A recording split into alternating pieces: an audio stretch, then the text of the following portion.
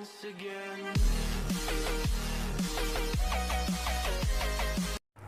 Jimmy here from Riley's Autos, and we have a Vauxhall Corsa D just down here.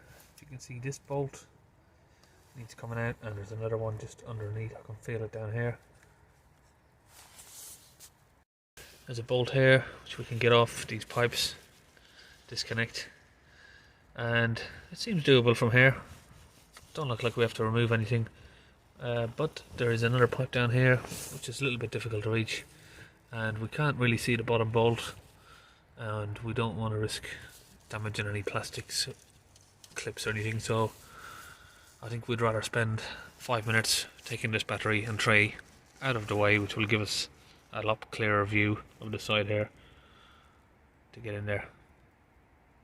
So on the battery, two 10mm bolts here and in here, and we've got on the casing down here, the mount, we've got just a couple of 13mm bolts. We'll get those out of the way.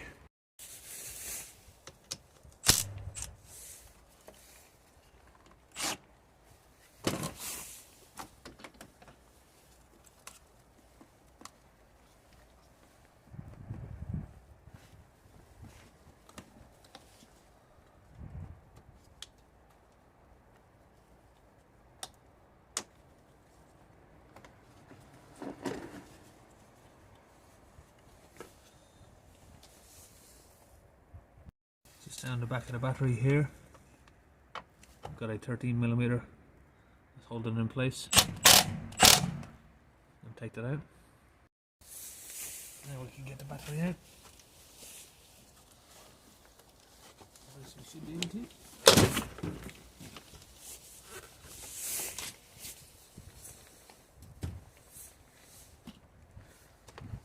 So the battery's out. Now we've got a couple of 13mm bolts here. Get out.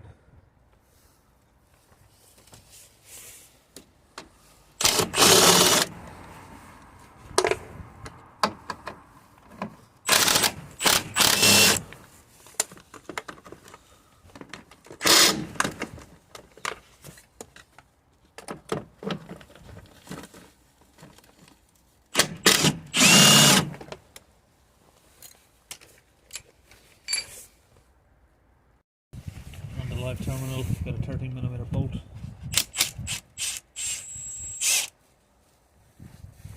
will allow you to separate it. Tuck that over there. And now we've just got a few clips to get off here.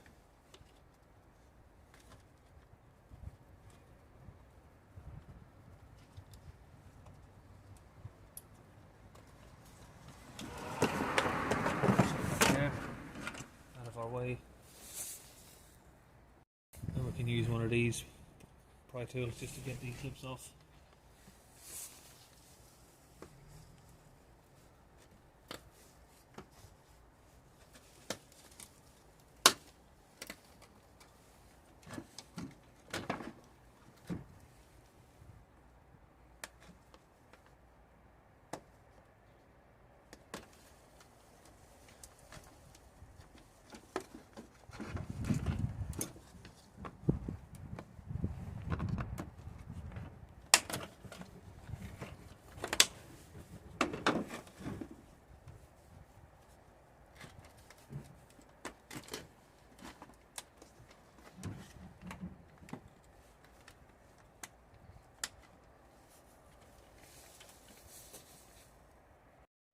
Unclip these clips, disconnect the ECU, to the side. I've just got a couple of little plastic clips at the back here to get off. Once you've pulled those off, get the tray out of the way. And now down here we can see the water pump a little bit better. Or the thermostat, sorry, not the water pump. Keep getting confused with those two words today. So it's just a few clips like here, hose clips to get open. Pop them off. Another one here.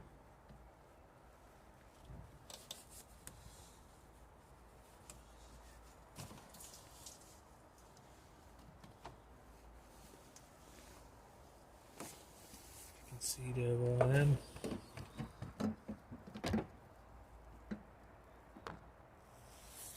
Just got another one right here.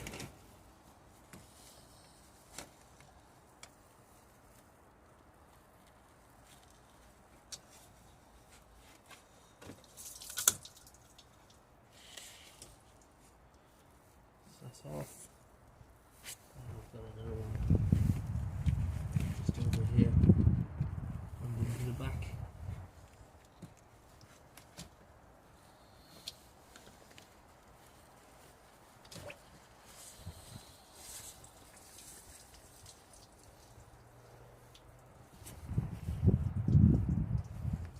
So now we're just left with a couple of screws, one down here and one at the top. Got a 5mm hex that we're going to use on this bolt. 4mm, sorry.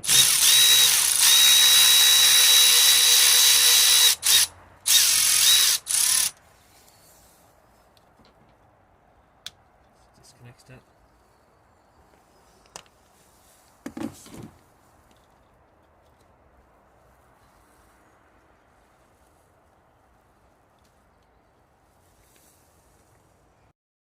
Just over here, you've got a horseshoe clip right there. Just lift that up.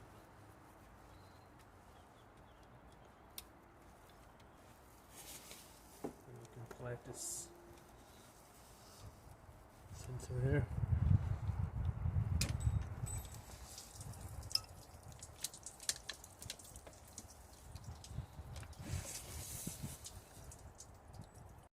Now we can get our two bolts out, and they are E10, one of these.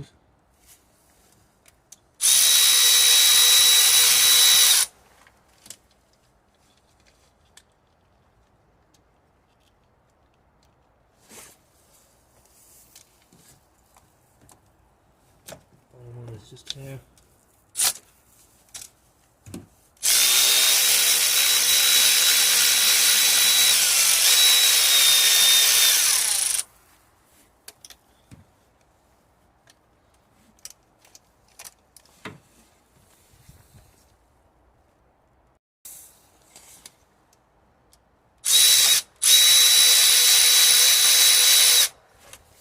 Bolt number 3. And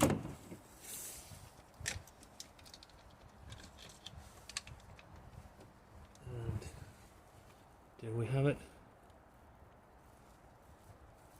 We've got these Torx bolts, 1, 2 and 3. Sensor goes in here, pipe in the back, pipe in the front, and you got your return overflow here.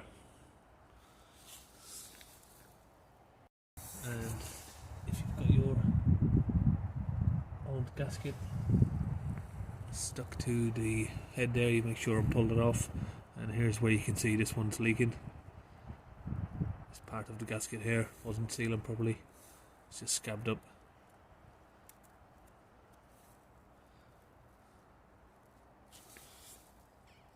All of this area here on the side of the engine we're going to have to clean up, make sure all those scabby stuff is all gone out of the way, this corrosion.